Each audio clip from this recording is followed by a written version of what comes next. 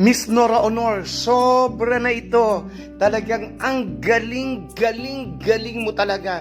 Sumasaludo kami sa iyo at hindi kami nagkamali na ikaw ang aming hangaan.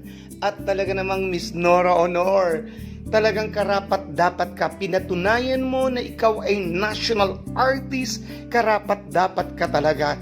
Talagang sa'yo lang nangyayari ito. Sa'yo lang nangyayari, sa'yo lang mangyayari ang mga bagay na ito na kinikilala ka ng buong mundo. Ang husay mo talaga, Ate Guy. Talaga namang ang mga pelikula mo hanggang ngayon na ginawa mo na noon, ngayon ay pinag-uusapan pa hanggang sa ito ay sa darating pang mga panahon. Napakahusay mo talaga, Ate Guy, na naman, meron ka na namang pinatunayan na hindi mo naman kailangan pang patunayan. Pero hanggang ngayon, gumagawa ka, pero wala ka nang dapat pang patunayan sa amin. Medyo magulo, pero totoo naman, si Ate Guy may pinapatunayan, pero wala na siyang dapat pang patunayan.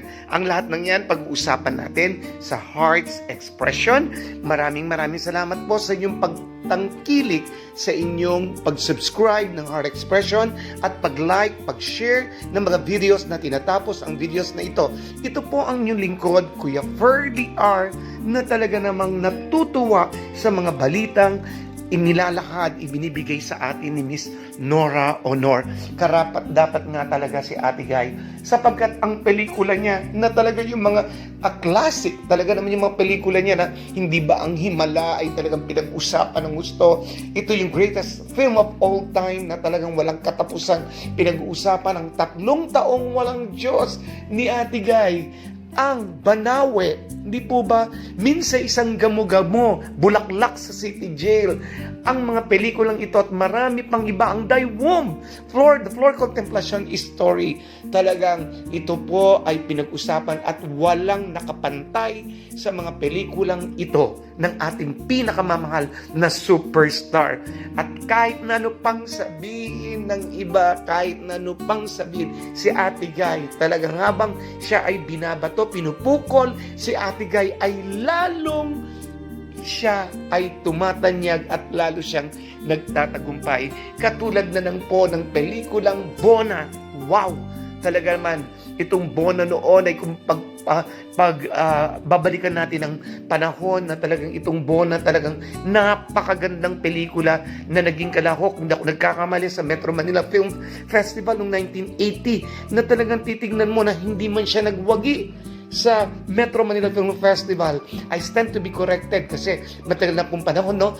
Pero ngayon, talaga naman po, at noon pa, Best Actress na dapat si Ate Guy sa Cannes. Siya po yung kauna-unahang Best Actress. Pero ayon po sa kwento, sa balita, dahil wala si Ate Guy doon, hindi siya dumalo dahil sa matinding dahilan. Marahil si Ate Guy ay naibigay sa iba yung award na Best Actress sa Cannes Festival.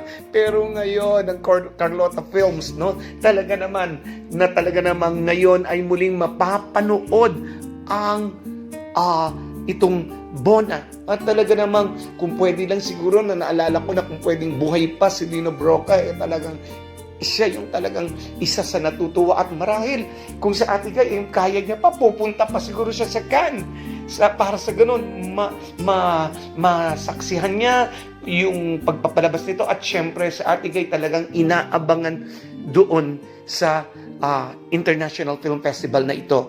At syempre, talagang si Ate Guy karapat dapat natanghalin na pinakamagaling sa buong mundo. Wala nang dapat patunayan. Ang daming balita kay Ate Guy, no, nananahimik lang si Ate Guy. Nandun lang, kumbaga sa bahay, marami nagpapahinga o abala sa mga gawaing bahay.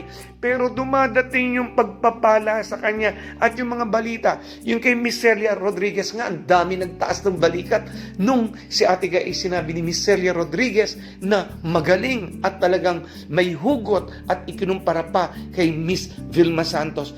Pero sa totoo lang, wala namang ibang sinabi si Miss Celia Rodriguez. Pero dun sa mga against, talaga namang hindi nila matanggap.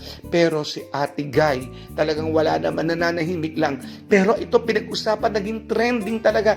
At itong Bona, pagbukas ko po ng Facebook, talaga naman, puro Miss Nora Honor at Bona ang pinag-uusapan.